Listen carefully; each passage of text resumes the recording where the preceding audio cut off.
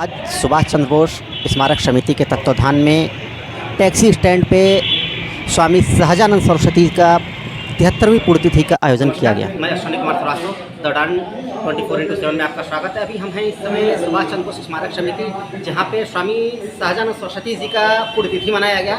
यहाँ बात करने के लिए बहुत सारे लोग बैठे हैं। जैसे कि हम बात करते हैं अभी ओम नारायण प्रधान जी की, स्वामी सहजानंद सरस्वती जी के जीवन शैली पे, जीवन पद्धति पे प्रकाश डालें।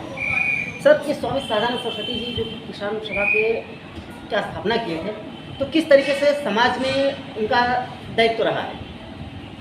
स्वामी सहजानंद सरस्वती, उनका जन्म गाजीपुर जिले के देवाग्राम में जो जखनिया तहसील में है, महाशिवरात्रि 1889 को हुआ।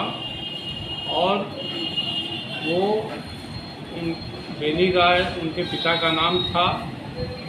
हर बालक की तरह जन्म के बाद उन्होंने शिक्षा ग्रहण की और इसके बाद उनका रुझान आध्यात्म की तरफ हुआ।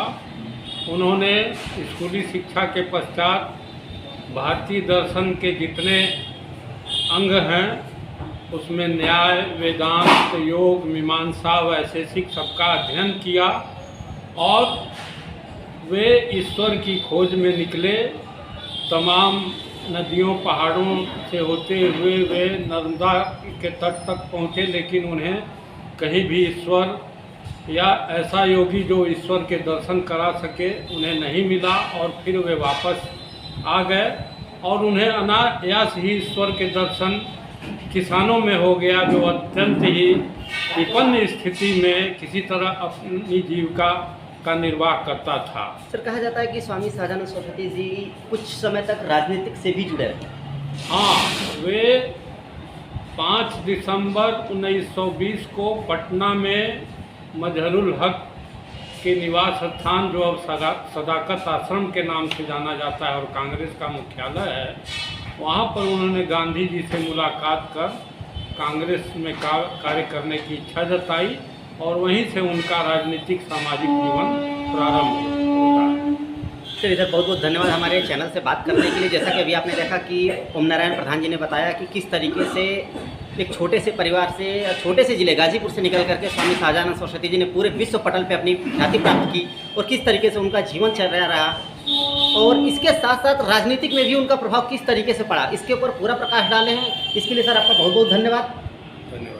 चलिए, अब इसी तरह से आगे वीडियो के लिए आप देखते रहिए द डॉन 24x7 गाजीपुर।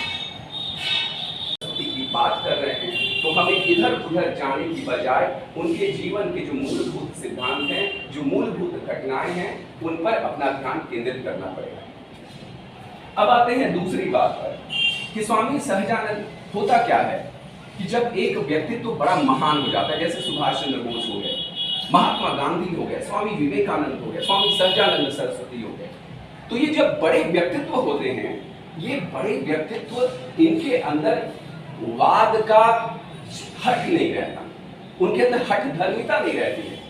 तो जब हट धर्मिता नहीं होगी, उन्हें जहां जो सच मिलेगा वो पकड़ लेंगे।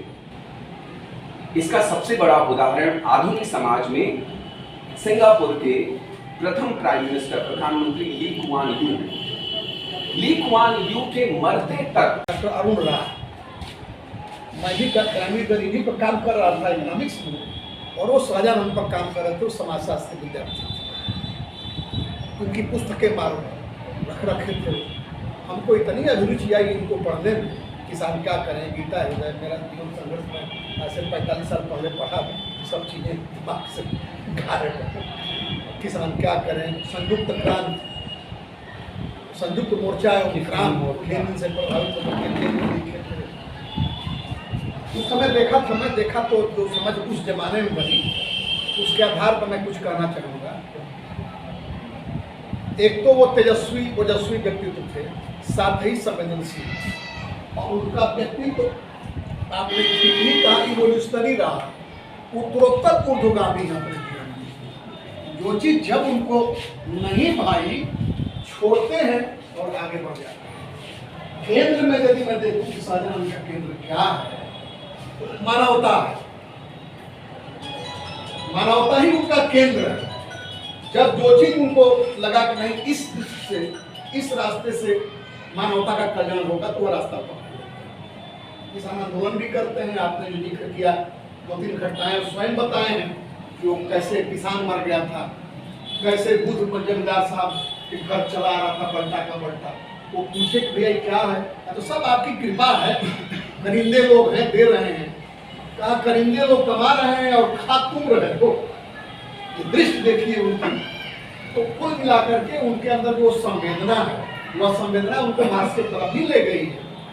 लेनिन की पुस्तक उनके हाथ लग गई जेब में, तो उससे प्रेरणा लेकर के संयुक्त मोर्चा क्रांति किताब भी उन्होंने लिखी।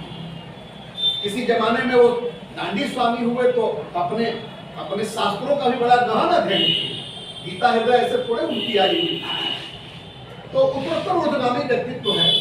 केंद्र उनका यही है कि कैसे मानवता का कल्याण हो, समाज में गैर बराबरी कैसे खत्म हो, शोषण कैसे खत्म हो।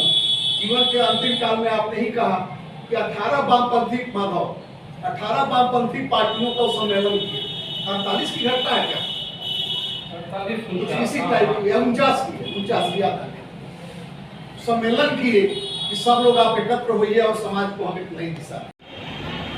इसमें तो हम परोपकारिता कोई उपकार नहीं करते, लेकिन इसके उपकार से उत्कृष्ट समाज आज जैसा उस महापुरुष के प्रति कृतज्ञता ही नहीं व्यक्त करता।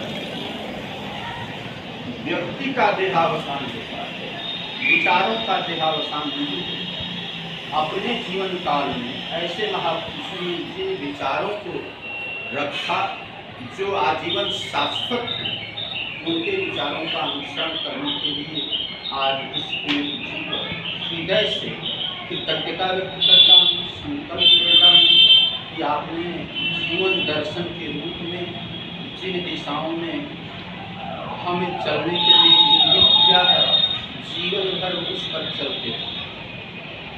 2 लाइन और बोले।